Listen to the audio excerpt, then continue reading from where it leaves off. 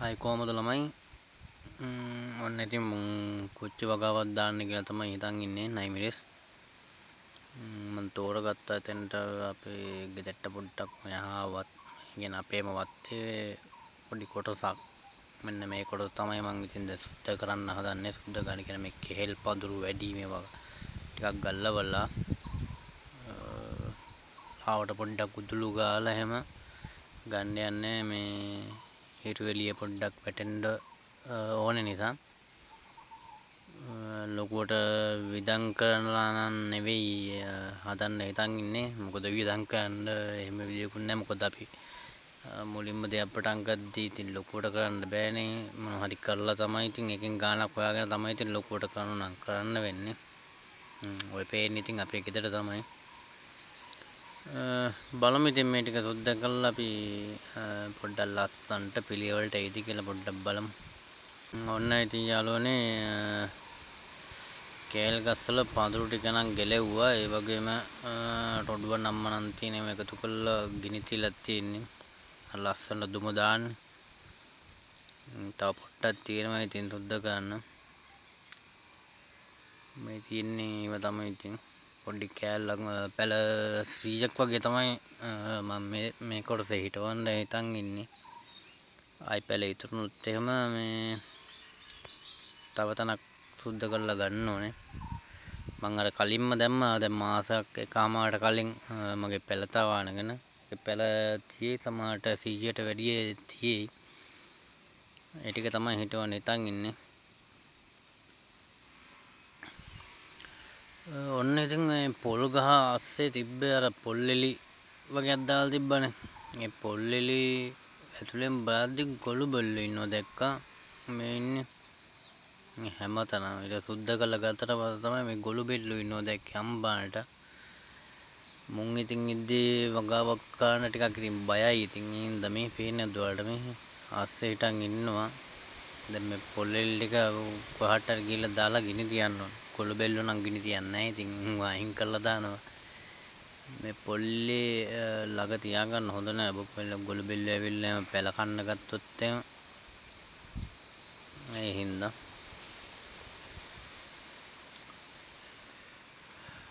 හරි ඉතින් ඔන්න පොල් එලිත් අයින් කරා. අයින් කළා වලවල් කපාගෙන යනවා. වලවල් කපාගෙන යනවා බිම තමයි හිටවන්න දැන් හිතන් ඉන්නේ. පැකට් 100කුත් තියෙනවා. මේ පැකට් වල කරන්න අමාරු තත්ත්වයක් තියෙන්නේ. මොකද මේ පොළව කපන්න අමාරුයි පස් පුරවන්න එහෙම. අනික පැකට් වලට දානවා නම් දාන්න ඕනේ මොනවද මේ කොම්පෝස්ට් කාඩද හයිය අනම්මනම් ඒවා වෙනකොට දාන්න කියලා කට්ටිය කියනවා. ඉතින් ඒවා කරන්න නම් ඉතින් මේ අවස්ථාවේ අමාරුයි. මොකද කොම්පෝස්ට් හදලත් නැහැ. දායියා ගෙනල්ලත් නැහැ. ඉතින් තියෙන විදියට පුළුවන් විදියට ඉතින් කරමු අපි. මේ තියෙන්නේ පරණ කොච්චි මං ඇටගත්ත ගස් ටික. අර වලවල් කපන්න ඉතින් වතුර දාලා තමයි ඉතින් පොඩ්ඩක් ගන්න. මොකද මේ දවස් ටිකේ මේ පැත්තට පෑවිල්ල හෙට අනිද්දා වැස්සක් යන ලකුණුත් තියෙනවා. ඉතින් එතකල් බලන් ඉන්න බෑනේ. ඉතින් වතුර දාලා හරි වලවල් ටිකට ඉතින් පොඩ්ඩක් කපා ගන්න ඕනේ. මේ විදිහට ඉතින් වතුර දාලා ඉතින් වලවල් සාමාන්‍යයෙන් කපාගෙන යන්න තමයි ඉතින් තියෙන්නේ. කොහොම හරි ඉතින් අපි ආදායම් මාර්ගයක් ගැන විදිහට දාගන්න එපේ. පැල 100ක් 200ක් හදාගත්තා කියන්නේ ඉතින් මාසෙකට ගාණක් ගන්න පුළුවන් ඉතින්. නිකම්ම හම්බෙන්නේ නැහැ. ඉතින් මේක ඉතින් මාසයක් දෙකක් විතර යනවා. ඉතින් පැලේ හැදිලා ලොකු වෙලා මල් එන්න. මල් ඇවිල්ලා ගෙඩි එන්න. ඒ අතරතුර සමාජයට ඉතින් කෘමි හානි, දිලීර හානි එමත් එන්න පුළුවන්. ගස් මැරෙන්න පුළුවන්. අපි බලමු ඉතින් කරලා. ඉතින් පළවෙනි පාර තමයි ඉතින් මේක කරන්න දන්නේ. මොකද ගොවියෙක් නෙමෙයි මම. මේ තියෙන්නේ මගේ තාවාන තමයි දැන් පැලයක කොළ 4ක් 5ක් 6ක් වගේ ඇවිල්ලා තියෙනවා. අපි ඉතින් පරණ මිනිස්සු ඉතින් කියන්නේ ඉතින් කොළ 4ක් 5ක් ආවම හිටවන්න පුළුවන් කියලා නේ මිරිස්. මම ගොමක් ටිකක් දැම්ම දැන් දවස් 4-5කට උඩින් ගොම පොඩ්ඩක් දාලා වතුර දැම්මා.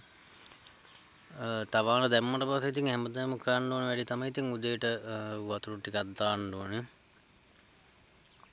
ඒ වගේම ගොම ටිකක් හැමදාම නෙමෙයි ගොම දාන්නේ. එකපාරක් දැම්ම නම් ඇති. මේ තියෙන ඉතින් මම වලවල් කපලා සමහර වෙලේ මං ගොම දාලා කලවම් කරා.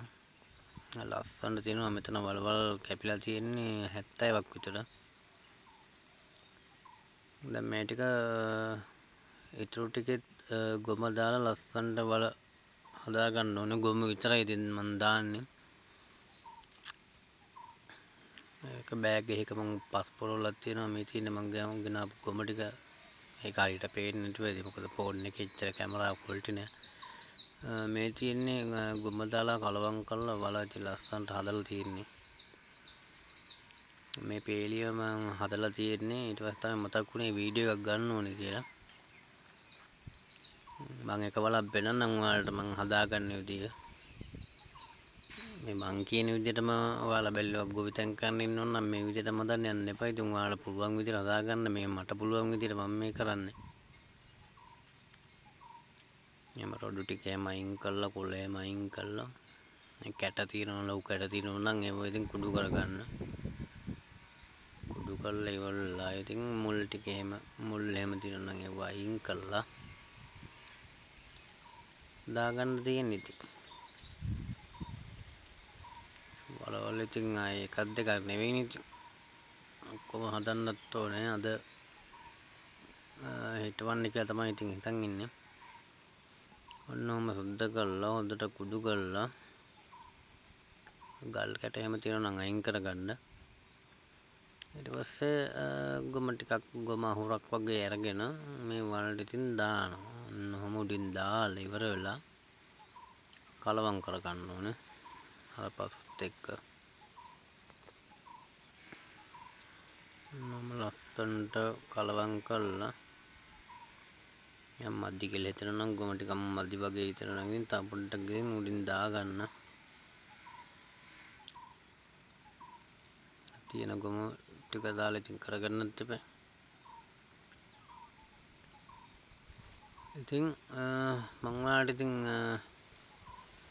අරන් එන්නම් පිළිටුව. මට පේන්නේ අහස කළු කරලා තියෙන්නේ. සැරෙන් සැරේ කළු කරනවා, සැරෙන් සැරේ අවුව වැටෙනවා. මොනවා වෙයිද දන්නේ නැහැ. අදවත් වයිද බලමු ඉතින්. අපි මොනවා හරි කරොත් තමයි ඉතින් වහින්න ගන්න ඕනාවට වැඩි. ඉතින් බලමු ඉතින් මොනවද වෙන්නේ කියලා. මෙන්න මේ ටික සුද්ධ කරගන්න ඕනේ. ඊටු පැල 30ක් 40ක් වගේ හිටවන්න. බලමු ඉතින්. හරි ඉතින් තවාණෙන් පැල ගලව ගන්න තමයි යන්නේ. පළවෙනි පැලේ ඉඳන්න කේක් එක කපන්න තමයි ඉතින් ලෑස්ති වෙන්නේ. පළවෙනි පැලේ මේ විදියට කේක් එකක් විදියට වල කපා ගන්න ඕනේ. ඒක තමයි සුබ දෙයකට වගේ තියෙන්නේ. එහෙම දෙයක් නැහැ ඇත්තටම. ඔයාලා කැමති විදියට ඉතින් ගලව ගන්න. මම පළවෙනි පැලේ ඉඳ පොඩ්ඩක් ලස්සනට වගේ ගලව ගන්නවා ඉතින්. පසුත් එක්ක නිකම් බලන්න පසත් මේ පසුත් එක්කම ගලවුවාම අර වැඩි පැලේට හානි වෙන්නේ නැති හින්දා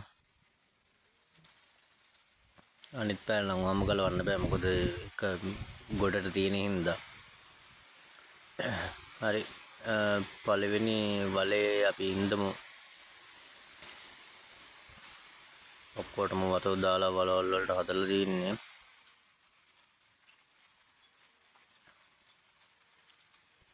ඒ පස් කොටසත් එක්කම ඉඳන හින්දා ඒ විදියට පොඩ්ඩක් කොටුව වගේ හදා ගන්නවා වලේ. ඊට පස්සේ පැලේ අරගෙන තියන්න තමයි යන්නේ. තියලා ඉතින් පොඩ්ඩක් වටේට අද ගන්නවා. අද කරලා හිටව ගන්නවා. තම්නෙල් එකේ දාලා තියෙන්නේ මම මේ වන්නකු මෙතඩ් එක ගැනත් දාලා තියෙනවා. ඩොක්ටර් ජානක වන්නකු මහත්තයා අපේ පෝෂණය ගැන බර අඩු කරගන්න විදිය සීනි වගේ ලෙඩ රෝග අඩු කරගන්න විදිය, දිය වැඩියාවෙන් අඩු කරගන්න විදියට ආහාර ගන්න විදිය කියලා දීලා තියෙනවා. කාබෝහයිඩ්‍රේට් අඩු කෑම ගන්න මෙහෙමයි කියලා. ඒවා ඉතින් කරන්න ජොබ් එකක් කරන අයට ඉතින් පුළුවන්. මොකද දැන් මම අවුරුදු දෙකක් විතර ජොබ් එකක් කරන්නේ ජොබ් එකක් කරා ඒක නතර වුණා. ඒවා ඉතින් පස්සේ කියන්නම් මම ජොබ් නැති වුණ හේතුව. දැන් නම් මේ ගෙදරටලා ඉන්න කාලේ තමයි මේ පටන් ගන්න හදන්නේ. පැල ඔක්කොම හිටවන තමයි හිතන් ඉන්නේ. දැන් මේ ඔක්කොම පැල හිටවල ඉවරයි. තව කොටසක් තියෙනවා මේ පැල 100ක් වෙන්න තව ටිකක් හිටවන්න තියෙනවා. ඒක හිටවලා මෙහෙම මම වීඩියෝ මේකට අප්ලෝඩ් කරනවා.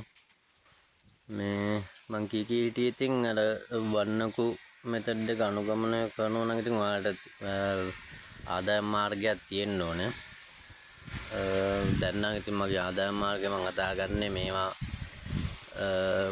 කොච්චි නයිමිලිස් වගා කරනවා. ඔයාට ආදායම් මාර්ගයක් තියෙනවා නම් ඉතින් ප්‍රශ්නයක් වෙන්නේ නැහැ. මොකද ඒ ආහාර වර්ග ගන්න ඉතින් පොඩි වියදමක් යනවා.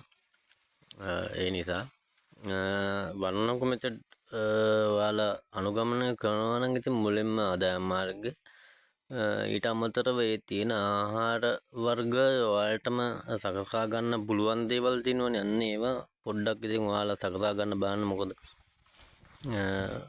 අදයට නෙමෙයි ඉතින් අවුරුදු ගානකින් හරි ඔයාලට ඒ දේවල් හම්බ වෙනවනම් වැඩියෙන්ම අර අලි ගැට පෙරම ගන්න තියෙනවා. අලි ගැට පෙර පැල 2-3ක් වත්තේ හදා ගන්න.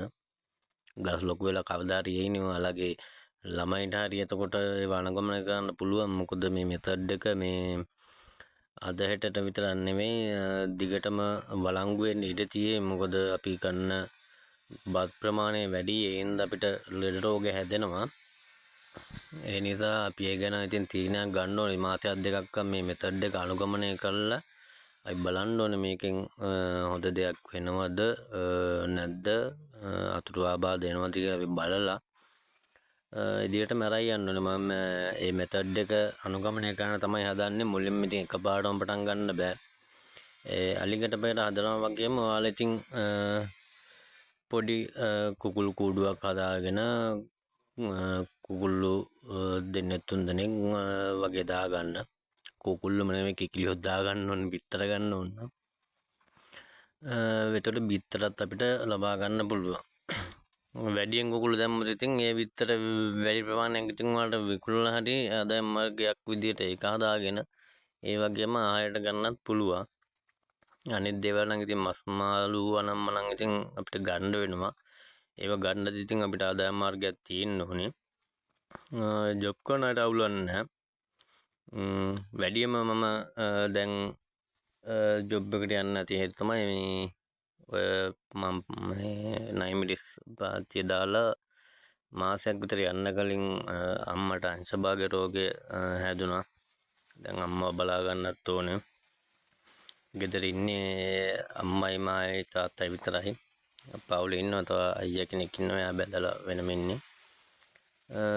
ඒ හින්දා ඉතින් තාත්තට ඉතින් තනියම අම්මව බලා ගන්න බෑ. මොකද නැගිට ගන්න ඔක්කත් බෑනේ අම්මට. ඒ හින්දා ඉතින් අම්මගේ ඇඳුම් අනම්මනම් හොදන්න, එයාව ටොයිලට් එක යන්න, කෑම අනම්ම දෙන්න, බෙහෙත් ටික හදලා දෙන්න. ඒවා ඉතින් ඔක්කොම කරන්න බෑ ඉතින් තාත්තට විතර. ඒ හින්දා ඉතින් මාත් ඉන්නවා.